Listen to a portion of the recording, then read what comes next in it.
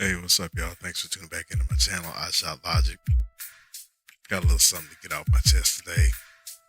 Seems like every time I get online, I look through the memes and a lot of stuff, especially when it comes to like the GOAT debate, young versus old. It seems like you get a lot of disrespectful young people. I don't know where that comes from, but I'm getting real tired of this argument about the old era versus the new era, plumbers and firemen and all this. I'm tired of it, so I'm getting ready to address it today. And I'm going to do it the OG way. I'm going to tell it like a TI is, as old people used to say. Because this don't make no sense. So the first thing we look at is we talk about, well, let's go to the footage. When it comes to players and trying to compare the two eras, footage really don't do it justice. Eyewitness account does.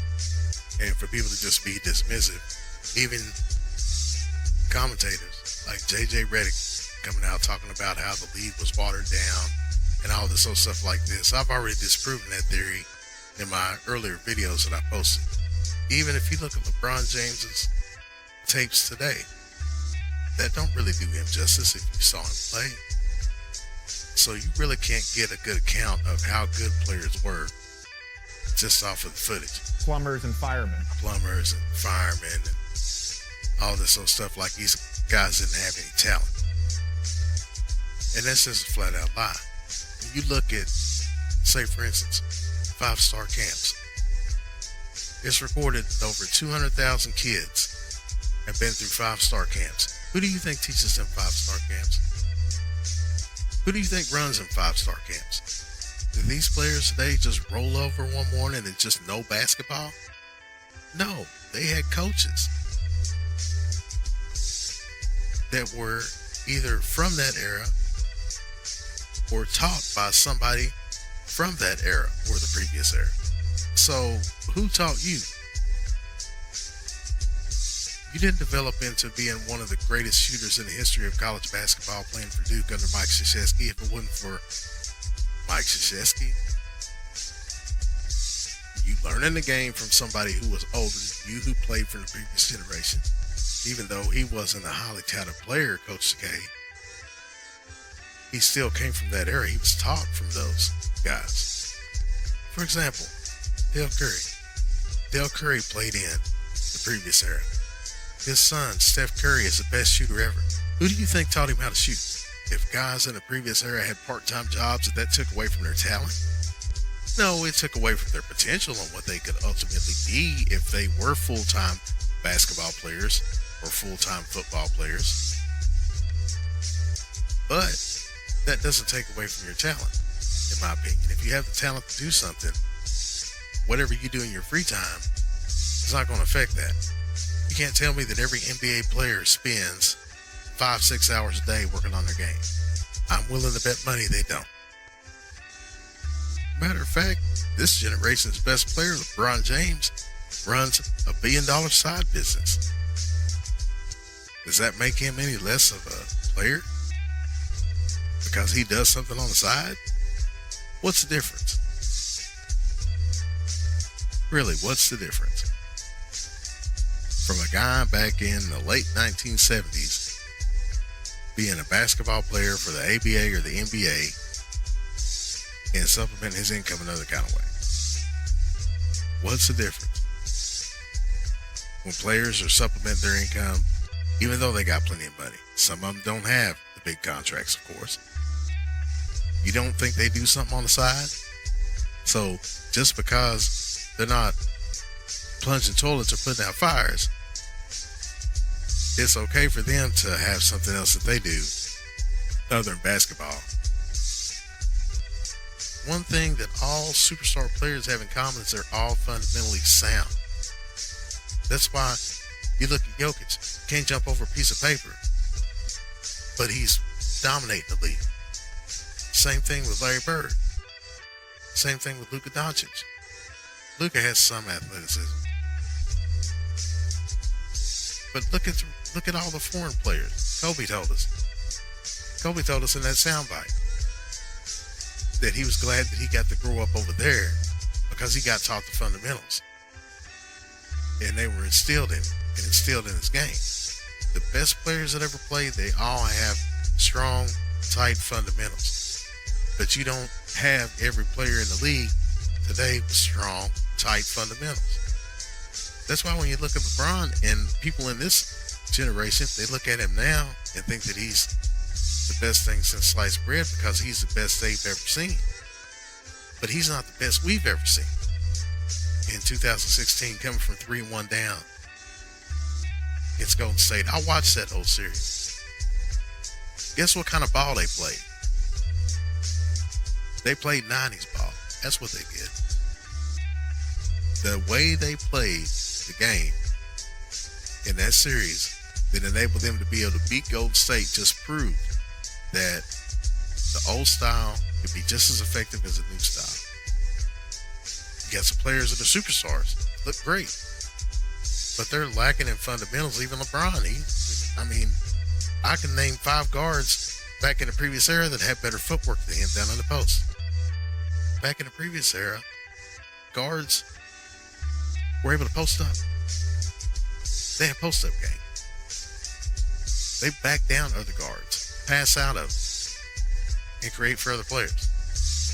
Because believe it or not, there were guys over 6'8", 6'9" that could actually shoot the basketball in the previous era. Every superstar player was a two-way player. All of them were. You couldn't be just all offense. You couldn't be just a James Harden and be heralded as this and that. You couldn't just be, somebody that chucks up a lot of shots and puts up a lot of points, but don't really do anything on defense. You couldn't be that back then. You weren't gonna play. That's just the way it was. The one thing about OGs like myself is it is different for us because we can recall history that you all can't Google. For example, you can Google search all you want to, but you will not find the home game in 1990 versus Detroit, Chicago. Michael Jordan scored 22 points with a cast on his left hand. Who in the league now can you compare to Shaq? Don't give me Giannis, because Giannis ain't Shaq. Shaq was a dominant big man on the block who had other abilities as well that when he was younger, if you go back and look at the tapes of young Shaq, you'll see he was able to grab a rebound, take it coast to coast, either find an open shooter, find a trailer, or finish it himself. Charles Barkley played at 6'4", 230. Was a power forward. In a league with a lane that was more congested, with more 7-footers and more 6'9", 6'10" guys in the middle than it is today. If y'all are so much bigger, faster, stronger, more advanced than this and that and the other, if y'all have like this, this extra alien ability that humans didn't have 20 years ago, why can't you all match what players of the previous era matched and do what they did when the game is more open for you to be able to do it? The game is more open now for players to be able to break records. Kobe's 81 was something very special, very, very special back when he did it. But now you got players in this league that's putting up 70. Seems like a few times out of the year there's somebody that puts up at least 70 in a regular season game. It was Joel Embiid this year. I think it was Devin Booker a few years back, and there's been others. I can't name them all, but I know there's been others. So you look at that, you think, okay, so the game's wide open for you all to be ain't nobody playing no defense. Not no real defense. So the game's wide open and you can do whatever you want. You can jack up as many threes as you want. But yet there are still records that are sent back here that's got dust on them that people from this generation can't break.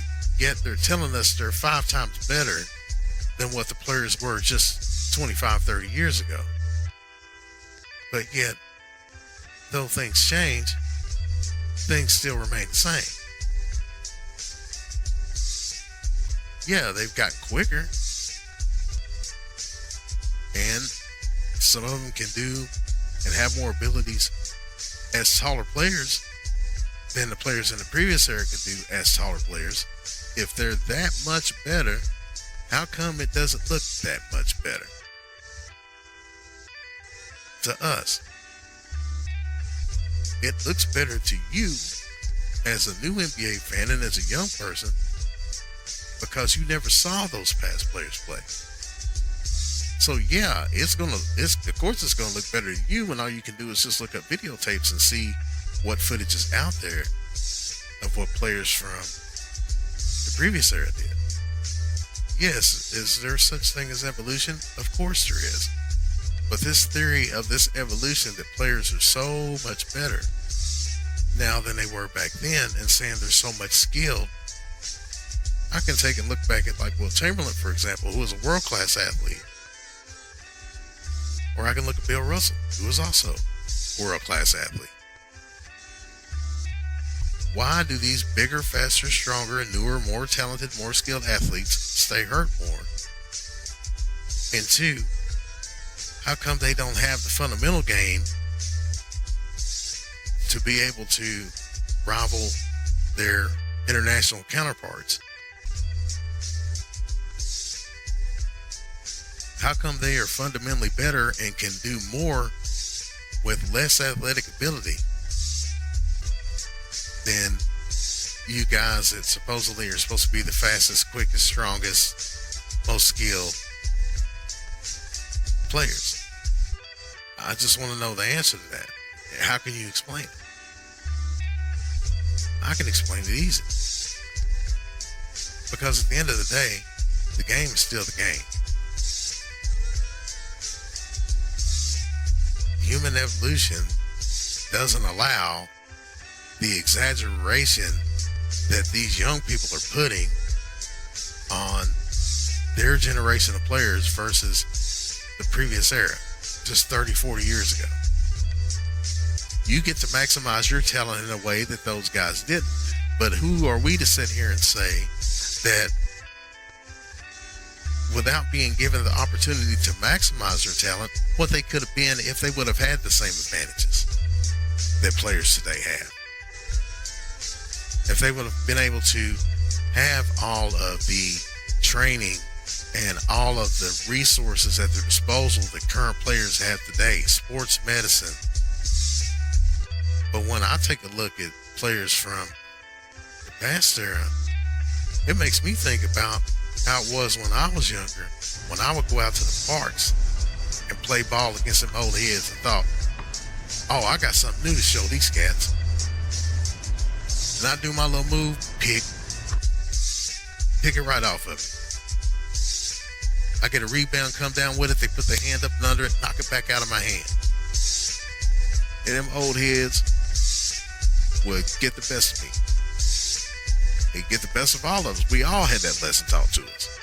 I mean, come on, man. Let's keep it real.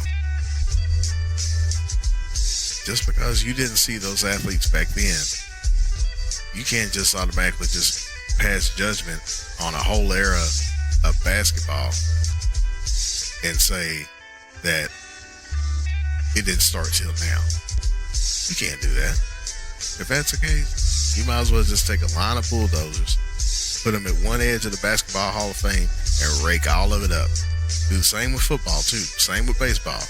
Nah, if your athletes are so much bigger, faster, stronger, better, this, that, and the other, then they are so well and high above everything. Let's just get rid of all the Hall of Fames and just start over now.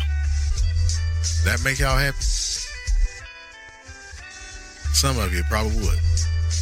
But it don't work that way, because there's going to come a time when you're in a position of where your era is past.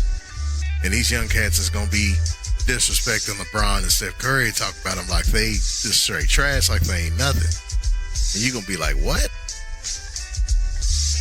And you know why they're going to do it? Because your kids see you doing the same thing when it comes to the older generation and how you are disrespectful to the older generation and older people. Experience goes a long way. There's something to be said about people who have already been down the road traveling. who are trying to tell you something, but you too stubborn to listen because you looking at it like, oh, you had your time, it's our time now. Yeah, that's fine. You can look at it that way. But you can't disregard what came before you, because you wouldn't be here if it wasn't for that. Nobody would be in the position they're in, even as professional athletes, as basketball players. Y'all players wouldn't be in the position y'all in if it wasn't for what those guys did. And the knowledge that they passed down from generation to generation to generation. What you know about basketball and what you were taught about basketball just didn't come from you. That knowledge came from a time when the NBA was played with a cage around the court. That's how far it goes back. Yes, the game has changed, but the game is still a game, and humans are still humans. It don't make no sense to be going out of here disrespecting and insulting and getting mad when somebody tells you that, hey, look, just because you ain't seen something better don't mean that I ain't seen something better. Past paves the way for the present. Just think about who taught you. The respect that you should be given to the ones that taught you how to play the game. Your coaches, your family members, your parents, whoever. Think about that. Just have respect for the older generation and older cats, because one day you'll be older. And I promise you, you'll see things differently.